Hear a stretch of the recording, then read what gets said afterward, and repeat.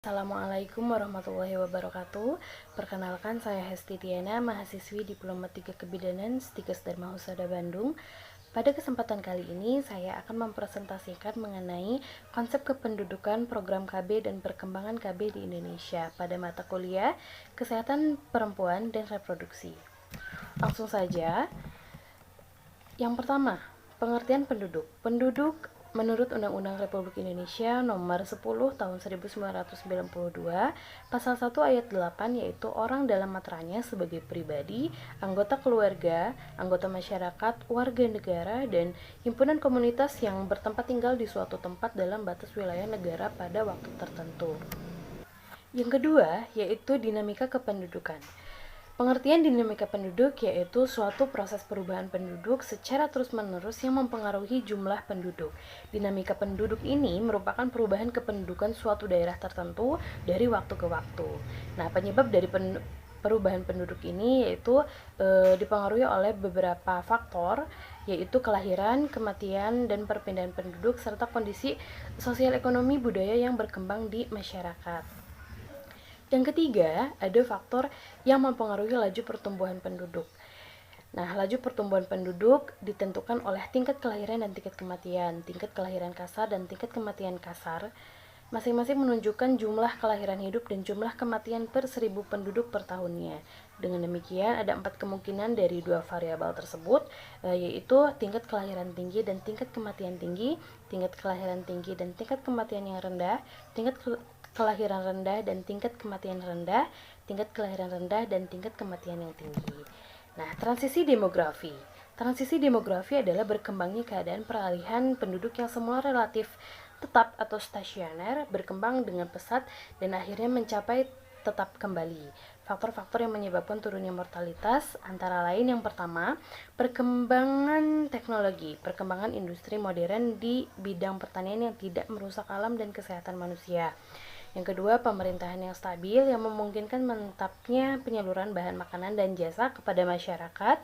Yang ketiga, kemajuan sanitasi lingkungan yang menimbulkan kondisi lingkungan yang sehat. Yang keempat, kemajuan di bidang kesehatan, tentunya pada bidang kedokteran, gizi, pengobatan, dan program-program kesehatan masyarakat yang digalangkan oleh pemerintah.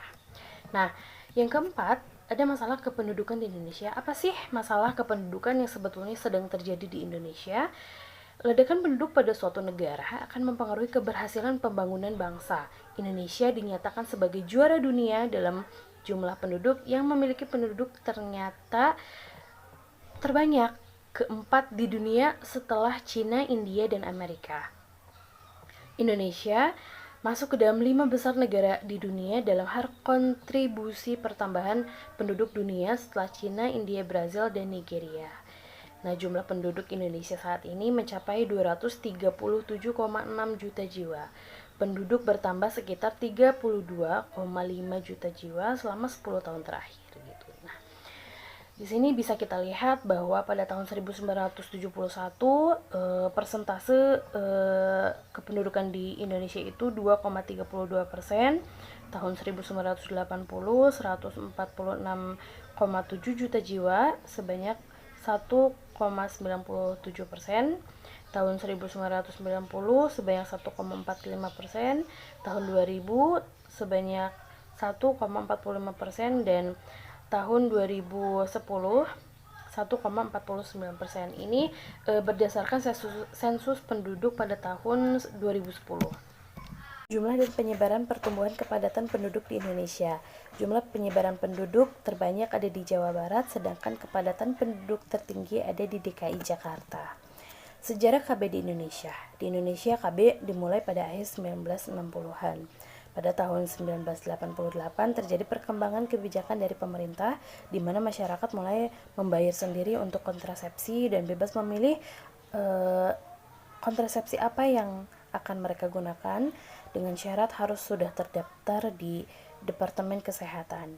Mulai awal 1990-an hingga sekarang, program KB terus dikembangkan dan mulai mendapatkan respon yang positif dari masyarakat. Masyarakat mulai sadar akan pentingnya keluarga berencana. Nah, yang ketujuh, perkembangan KB di Indonesia.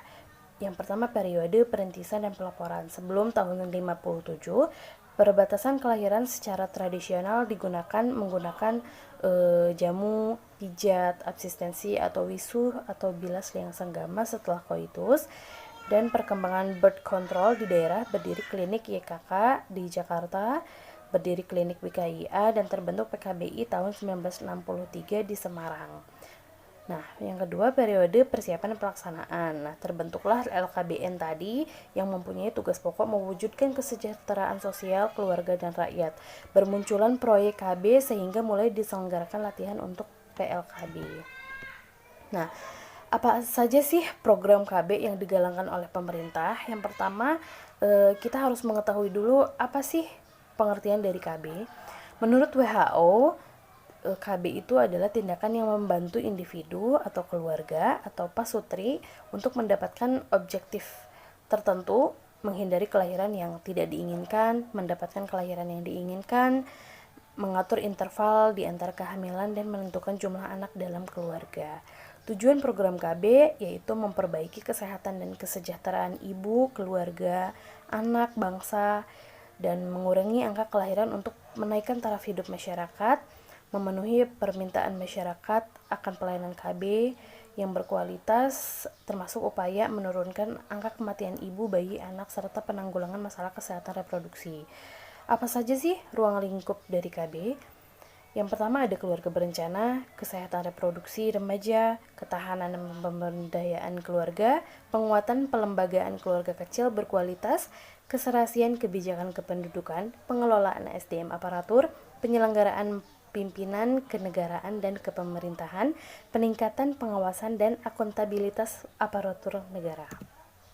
Nah, selanjutnya ada strategi pendekatan program KB. Yang pertama ada pendekatan kemasyarakatan, yang kedua pendekatan koordinasi aktif dengan masyarakat, yang ketiga pendekatan integratif, yaitu untuk mendorong dan menggerakkan potensi yang dimiliki oleh masyarakat, yang keempat melalui dengan pendekatan kualitas atau quality approach, meningkatkan kualitas pelayanan yang baik dari segi pemberi pelayanan atau provider dan penerima pelayanan atau klien sesuai dengan situasi dan kondisi. Yang kelima ada pendekatan kemandirian atau self-reliant approach, memberikan peluang kepada sektor pembangunan lainnya dan masyarakat segera mengambil alih peran dan tanggung jawab dalam pelaksanaan program KB nasional. Yang keenam ada pendekatan 3 dimensi, yaitu 15% PUS langsung merespon untuk ber-KB, 15% sampai 55% pasangan usia subur merespon ragu-ragu untuk ber-KB, dan 30% pasangan usia subur merespon tidak untuk ber-KB. Selanjutnya, cara operasional pelayanan KB. Yang pertama, pelayanan komunikasi, informasi, dan edukasi yang di dalamnya memberikan penerangan konseling, advokasi, dan penyuluhan kepada masyarakat. Yang kedua, pelayanan kontrasepsi dan pengayoman peserta KB. Yang ketiga, peran serta masyarakat dan institusi pemerintah. Dan yang keempat, pendidikan KB. Nah, 10 dampak program KB terhadap pencegahan kelahiran. Yang pertama ada untuk ibu, untuk anak, untuk ayah, untuk anak-anak yang lain, untuk seluruh keluarga. Terima kasih atas perhatiannya. Mohon maaf atas segala kesalahan dan kehilafan. Wassalamualaikum warahmatullahi wabarakatuh.